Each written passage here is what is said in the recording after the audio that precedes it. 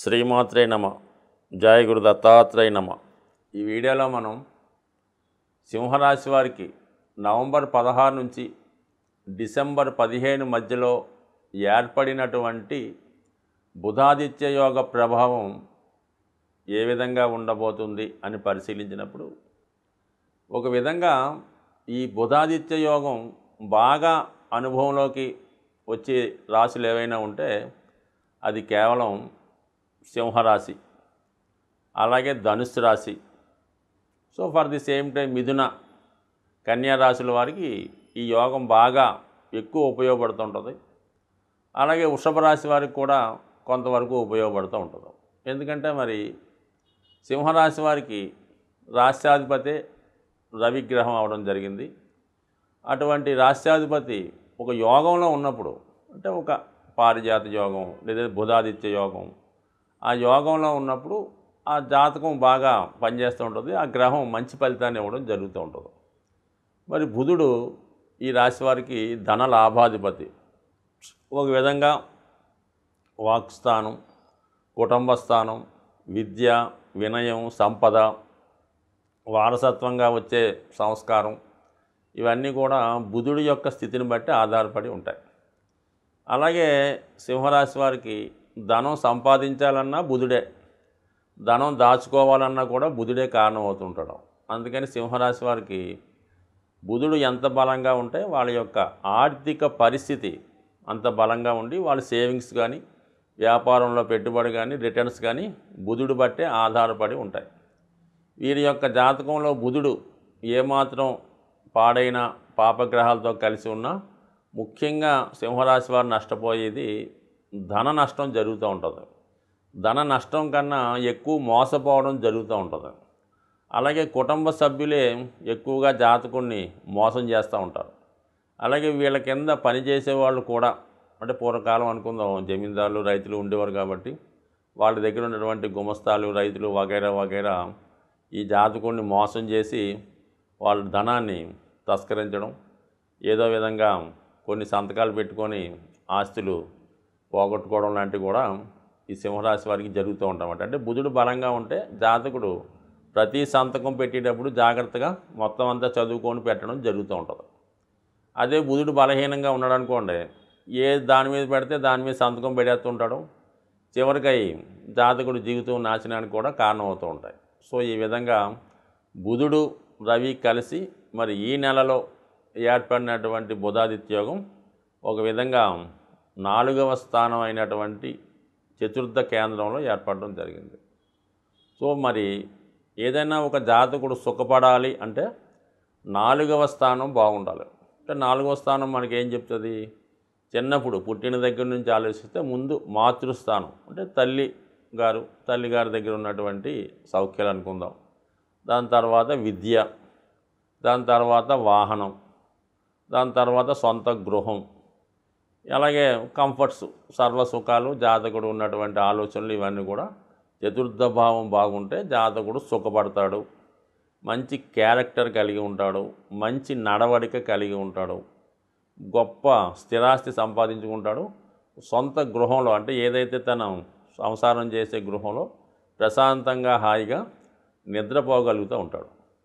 అటువంటి చతుర్థ స్థానంలో ఏర్పడినటువంటి ఈ బుధాదిత్య యోగం జాతకుడికి ఒక చక్కని పీస్ఫుల్ జీవితాన్ని ఇవ్వడం జరుగుతూ ఉంటుంది.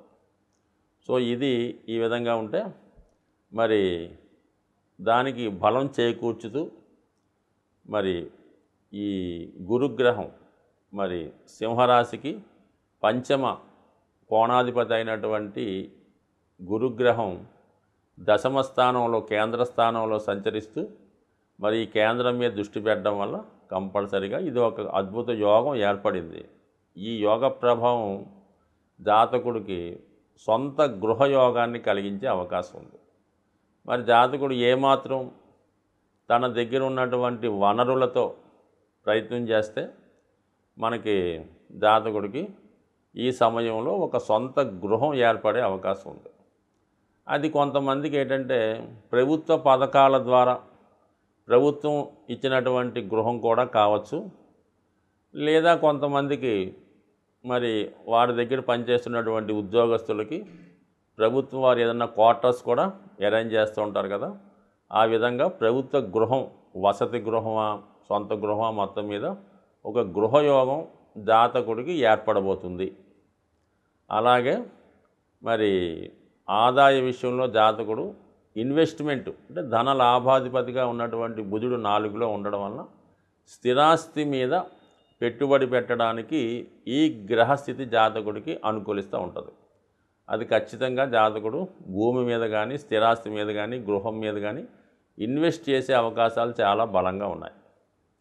దాని తర్వాత ఏంటంటే ఈ రాశిలో ఉన్నటువంటి విద్యార్థులు వారి యొక్క విద్య అభ్యసించడానికి ఏదైనా గొప్ప హాస్టల్లో చేరవచ్చు, లేదంటే వేరే ప్రాంతంలో వేరే దేశంలో విద్య అభ్యసించడానికి కూడా దూర ప్రాంతంకి వెళ్ళడానికి కూడా సరైనటువంటి స్థితి ఈ యోగ ప్రభావం వల్ల జాతకుడికి రావడం జరుగుతూ ఉంటుంది. సో ఇది ఈ రాశి వారికి ఏర్పడినటువంటి ఈ బుధాదిత్య యోగం, అలాగే నిపుణ యోగం కూడా ఏర్పడడం జరిగింది. దానికి గురువు యొక్క దృష్టి ఏర్పడడం వల్ల జాతకానికి విపరీతమైనటువంటి బలం చేకూరడం జరిగింది. అంటే సాధారణంగా ఈ జ్యోతిష్ శాస్త్ర ప్రకారం ఎలా ఉంటుందంటే ఒక గ్రహం సింగిల్గా ఉన్నప్పుడు, ఒక భావంలో ఉన్నప్పుడు దాని యొక్క ఫలితం పెద్దగా ఇవ్వకపోవచ్చు, ఇస్తే ఏదో ఒక 20% 10% ఇవ్వడం జరుగుతూ ఉంటుంది.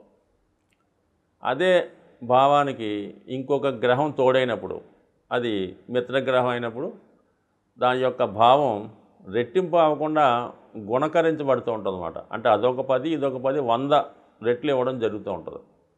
దానికి ఇంకో శుభగ్రహం చూసినప్పుడు ఇంకొక 10 రెట్లు అంటే ఇంచుమించుగా 1000 రెట్లు అలా పెరుగుతూ ఉంటుంది అన్నమాట.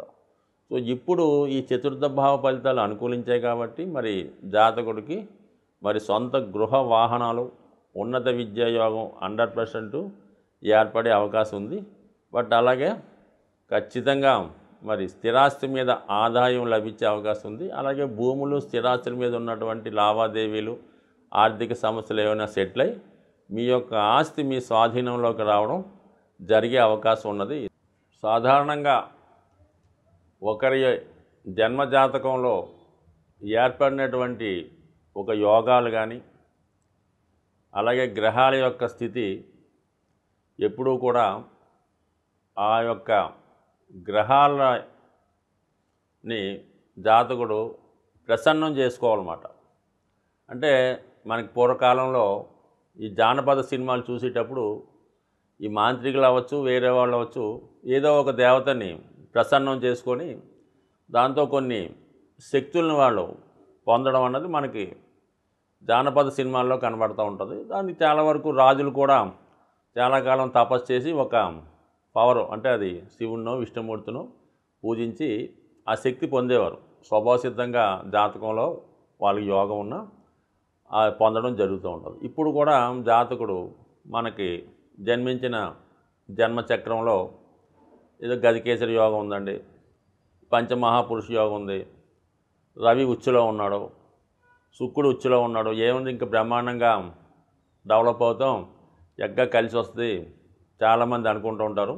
వాళ్ళు అనుకోవడం కన్నా సాధారణంగా వాళ్ళ పేరెంట్స్ ఈ పిల్లవాడి జాతకాన్ని చూసి మా వాడి జాతకంలో శుక్రుడు ఉచ్చులో ఉన్నాడండి బ్రహ్మాండంగా అని వాళ్ళు సరదా పడుతుంటారు. కానీ ఎప్పుడు కూడా జాతకుడు ప్రయత్నం చేస్తేనే ఆ గ్రహం యొక్క ఫలితాన్ని పొందడం జరుగుతూ ఉంటుంది.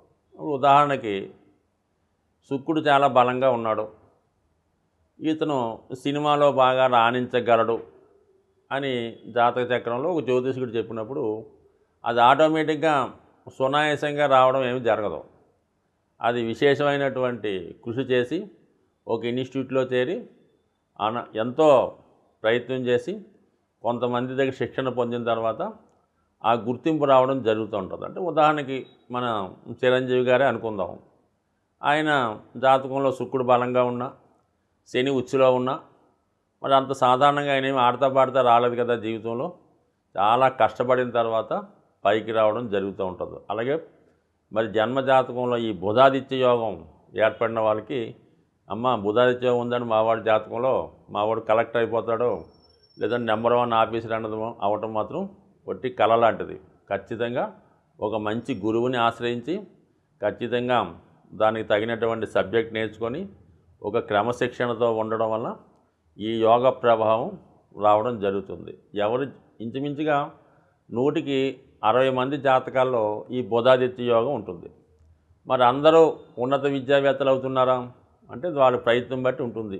మరి ఖచ్చితంగా ఈ బుధాదిత్య యోగం రాణించాలంటే మరి జాతకుడు ముందుగా సూర్య నమస్కారం, సూర్య ఆరాధన అంటే ప్రతిరోజు కూడా సూర్య నమస్కారం చేసుకొని సూర్యభగవాన్ని తనకు తెలిసిన విధంగా ఆదిత్య హృదయమో సూర్యాష్టకమో ఏదన్నా సూర్య మంత్రాన్ని చదువుకొని ఆదివారం రోజు చాలా నియమంగా ఉండాలి. అంటే కామన్గా అది ఎన్వి, మద్యం, మందు ఏదో కొన్ని ఉంటాయి కదా, వీటికి దూరంగా ఉండడం అన్నది ఈ యోగం రాణించాలంటే అది రాజకీయ నాయకులకైనా ప్రభుత్వ ఉద్యోగులకైనా సాధారణ వాడికైనా ఈ ఆదివార నియమం వల్ల అపారమైనటువంటి శక్తి రవిబలం కలుగుతూ ఉంటుంది. ఇక బుధుడు మారించాలంటే విష్ణుమూర్తి ఆరాధన, వెంకటేశ్వర స్వామి, విష్ణుమూర్తి, విష్ణు సహస్రనామ పారాయణ ఇవి చేసుకోవడం వల్ల బుధుడు బలవంతుడు అవుతాడు.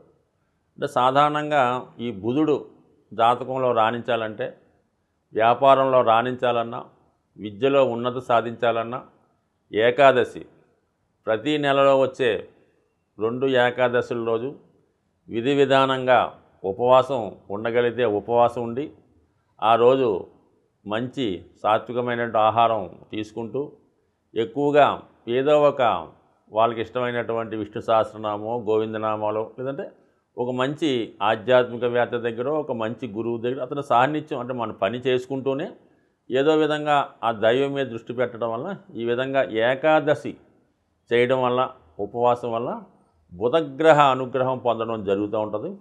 సో ఈ కారణం వల్ల ఇటు సూర్య నమస్కారాలు ఆదివారం చేసుకుంటూ నెలకి 2 సార్లు వచ్చే ఈ ఏకాదశి నియమం పాటించడం ఖచ్చితంగా చేసి చూడండి. ఎక్కువ రోజులు అక్కర్లేదు, 1 సంవత్సరం ఎవరైనా ప్రయత్నం చేయండి. వాళ్ళు ఉన్నత స్థితికి ఖచ్చితంగా ఏ స్థాయిలో ఉన్నా ఎదగడం జరుగుతుంది.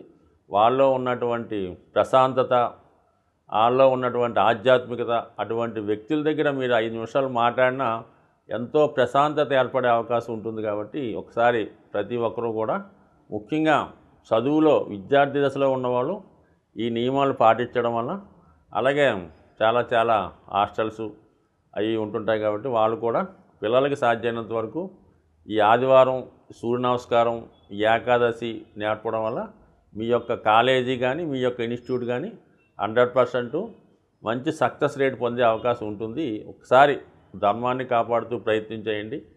స్వస్తి.